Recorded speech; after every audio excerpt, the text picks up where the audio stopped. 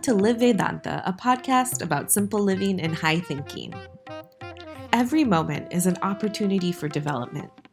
We hear this often, but when an urgent flurry of work emails hits our inbox or our kids begin to cry, this wisdom feels fleeting and far away. So how do we live spirituality in this context? Every Monday this July, join Vivekji in the Hindu Society of North Carolina for a weekly series on deepening your dharma in daily life. All the information you need is in our show notes, both how to get the Zoom link and who to contact if you have any questions.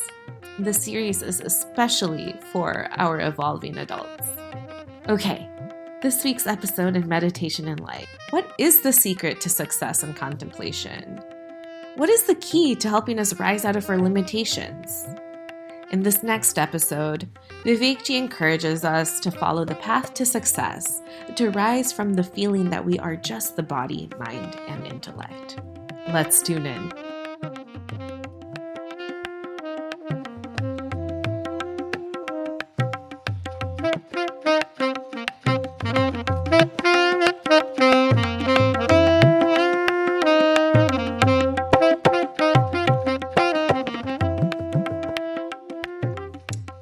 Hari Om and greetings from Cleveland. One of our historical texts, Ramayana, Sugriva, he is perpetually being chased by his brother Vali. That is, until Bhagwan Rama is introduced to Sugriva. And this meeting, this dialogue, this saving is initiated on Rishyamukha Parvata. By show of hands, how many of you already knew what I just described? You're familiar with what I just described. Come on, way more of you are familiar with this than you put your hand up for. Now I'm going to subjectify this. Sugriva is the jiva. Point to me where the jiva is. Thank you. Everyone's pointing to themselves. Yesterday I asked and everyone's just pointing all over the place. Vali is karma. Vali is karma. For a jiva like myself, I keep feeling that the more karma I do, the more happy I will be. Because with karma comes phala. So more phala, more peace.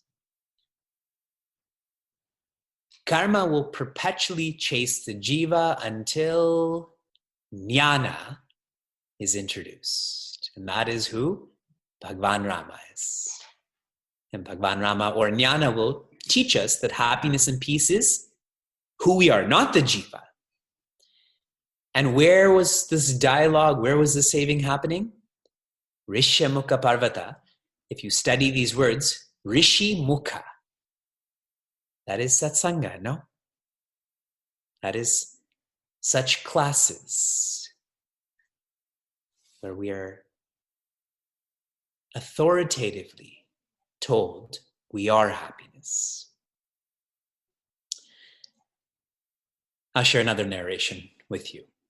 In our text, Meditation and Life, there's a large portion on Om. We've explored that A is the waking state, U is the dream state, M is the sleep state.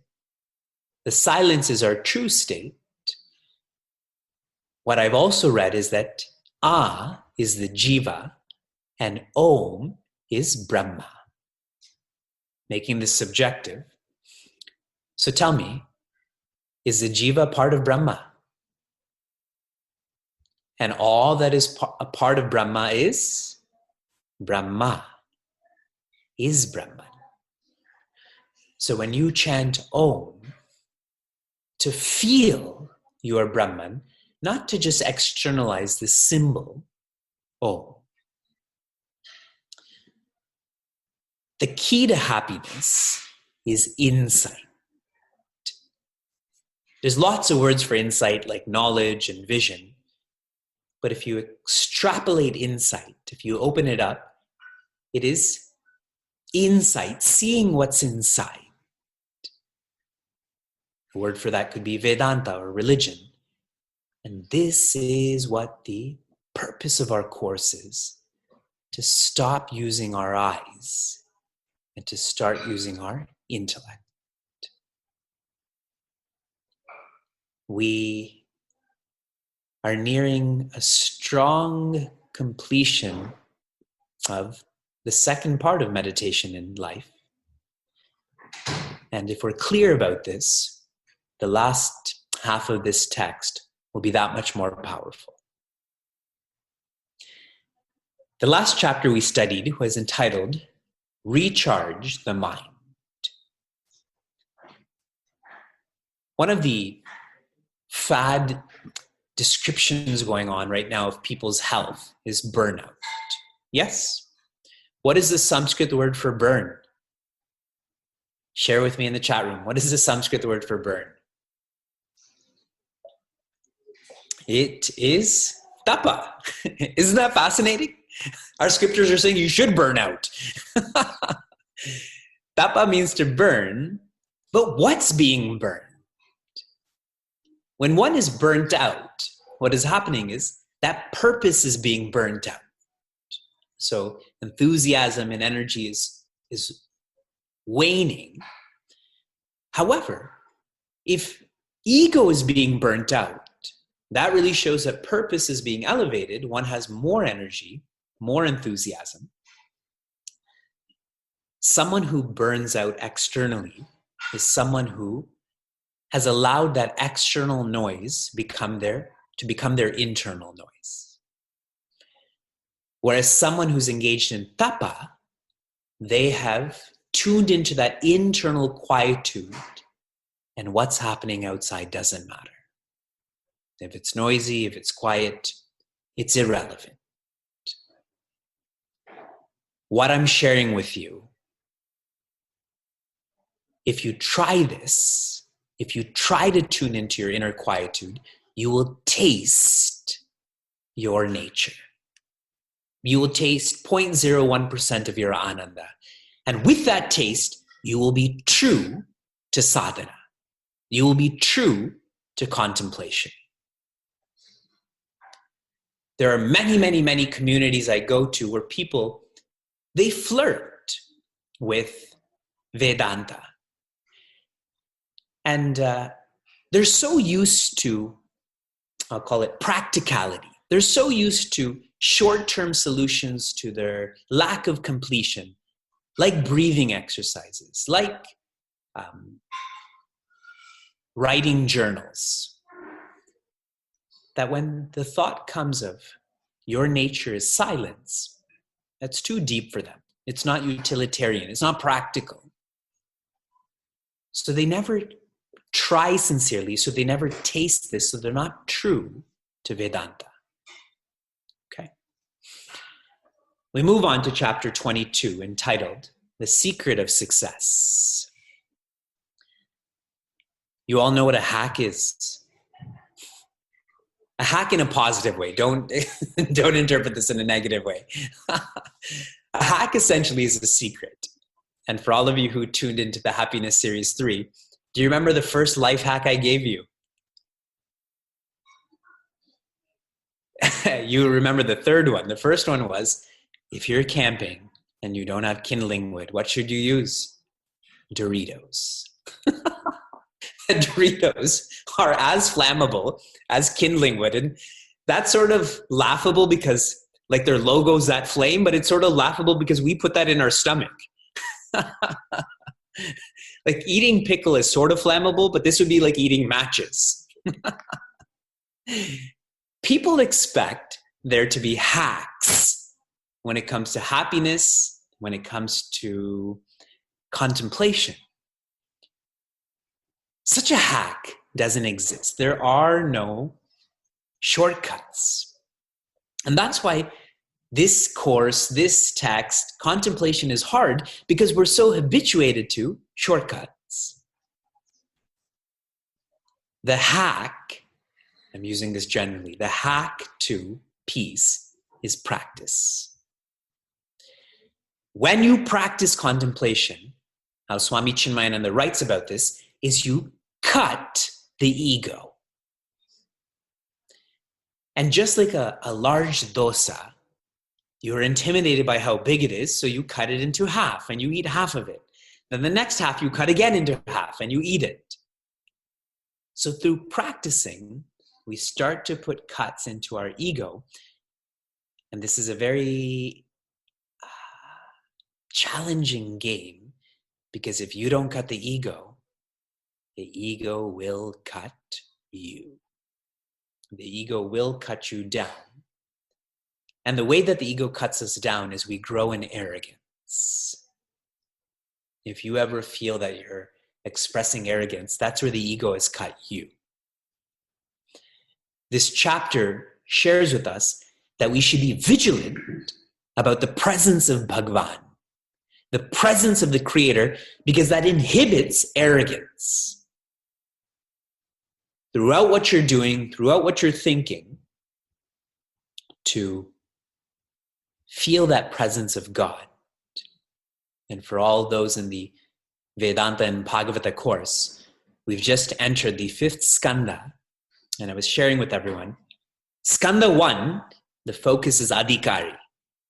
That is a sincere student like us. And what is the focus of the remaining 11 skandhas? Bhagavan, God. You can call those skandhas or those sections whatever you want, creation, special creation, but really this filters down to Bhagavan.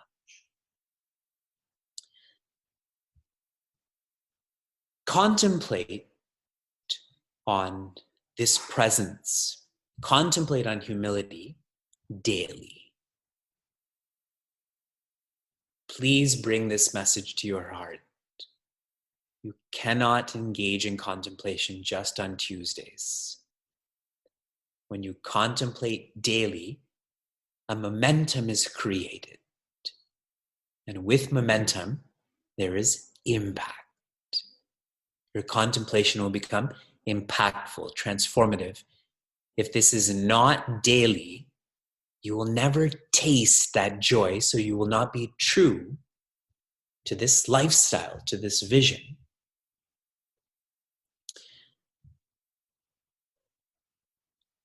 Through practice, contemplation becomes part of who we are. Whatever you practice, you don't have to remember. Yes? You practice driving home, so you don't need to remember the directions. This happens naturally. You practice your own name. You practice your own form. Your name, you sign your name. Your own form, you look in the mirror. You don't have to practice this because you're established in this.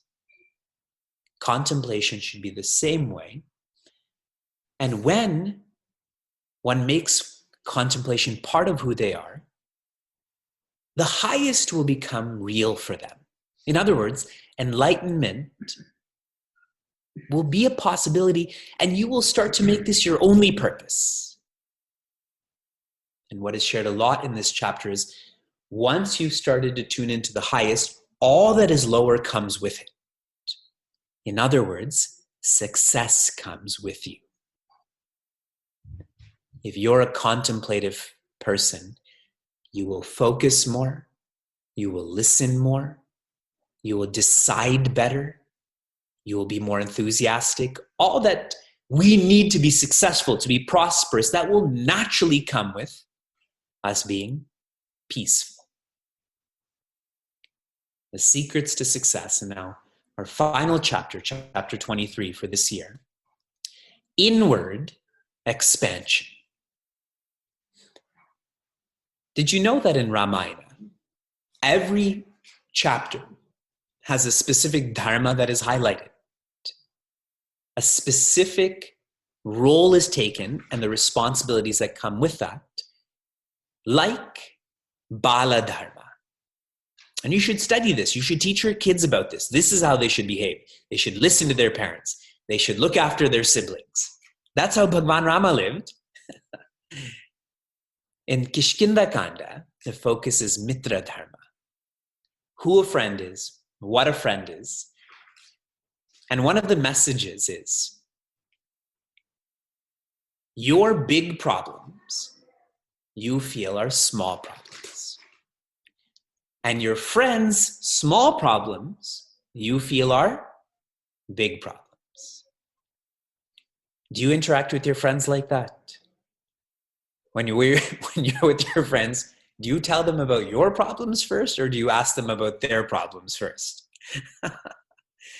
So your big problems, small problems. Their small problems, big problems. And you know how this chopai ends, and this is so thoughtful. Bhagwan Rama is telling Sugriva, even though you know their problems are small, you still feel that they're big. Isn't that a lovely way to live in a sympathetic, empathetic way? You know their problems are not real problems, but you still feel like those are big problems. I really like that detail. And why I'm sharing this with you, when we start to rise in our purpose in life, when we start to rise in our identification from body to mind to intellect, all that is bothering us becomes small. What someone said, what someone didn't say, what that person got, this person didn't obey me, all of that becomes small. That type of strategy is required to contemplate. If everything you're going through is big, when you try to contemplate, what's happening? You're really just contemplating on your problems, and they become worse problems then, right? Because now you're not doing anything about it. At least you should be doing something about it. And in our happiness series, I tried to practice this by taking you into space, remember? From the moon, that wrinkle on your face, is it really so important? The white hairs that are growing in your sideburns, is that really so important?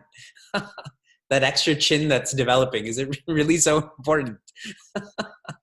Shukla has 3 already. It doesn't matter. To keep on lifting oneself up. See, these secrets, these are contemplation. We're so stuck on this posture. Asana's over here. Then so much more comes. Pranayama, pratyahara, dharana, dhyana. Yes? We keep pulling down dhyana to sitting straight. And you should sit straight. But that's not what contemplation is. What stops us from identifying with higher aspects of us in life is our habits. What we're identified with is known to us, and we're just scared of the unknown. We're afraid of living for more. We're afraid of being more. And so in this chapter, again, what is highlighted is the necessity of having one Sadguru. Your Sadguru will show you there's no need to be scared. At the home we're staying in, there's a new vacuum. And Vyasa's never seen such a vacuum before. So he's scared, like he'll keep coming in between my legs and hiding and so on. And I said, Vyasa, you've seen 100 vacuums. You know, when we travel, I go to satsang, he goes to the closet. You've seen 100 vacuums. But to him, that vacuum is unknown. And so I go to the vacuum, I turn it on, I take out the plug. And then he sort of warms up to that vacuum. And then we can't take him away. Can't take him away from it. He sleeps with the vacuum then. But don't you see how I'm his Sadguru when it comes to vacuums? To that physical entity. But now apply this metaphysically, is that our fears are dropped. And those who don't have that relationship in their life, one will evolve slowly, if at all. So last thought. What does bhaja mean? What is the lowest or most surface definition of bhaja? Bhaja means to sing. Deeper than that, to seek. Deeper than that, serve. Deeper than that, worship. Then, love. And finally, be. Inward expansion is where you evolve from being someone to being none to being one. You should have known that already. Didn't you see where I was going with these words? Someone is the upper parts of bhaja. I'm singing, I'm seeking, I'm serving. But as you deepen in that bhaja to worship and love, all of a sudden you've gone from someone to none, because the focus of your life is whom you love. Yes? And the depth of that is there is only one. There is only Advaita. So the message here is start letting go of this idea that you're someone. Start holding on to the idea that you are none. And that's such a counter message to what you're exposed to at work, isn't it? On the bus, at school. That's why this course is so difficult, because every chapter is about unlearning. Yeah, you're all getting it. You are getting it. And we're going to finish it soon.